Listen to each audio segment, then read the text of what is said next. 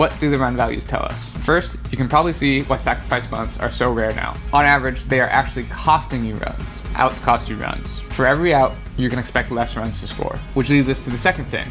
An out is an out. There really isn't a huge difference between an out and a strikeout. They both cost you on average about the same amount of runs. And you probably noticed this, where sluggers are striking out at a much higher rate than before. Look at guys like Kyle Schwarber and Brent Rooker, who are striking out in about 30% of their at-bats. However, they're still valuable because they are contributing runs in all of these other different ways. So the question then becomes, how do we calculate how much value they are actually creating? If we go back to the Moneyball era, one of the first ways they did this was with on-base percentage. Because on-base percentage is a good proxy for your out rate. And remember, we said every out costs you runs. On-base percentage is basically a measure of the rate at which you aren't creating outs. And this is the reason on-base percentage became a much better measure of a player's value versus batting average. Because say you got a guy with a 400 on-base percentage but is hitting 200 versus a guy with a 300 batting average but with a 350 on-base percentage. The guy with a 350 OBP is still creating more outs than the guy who was hitting 200.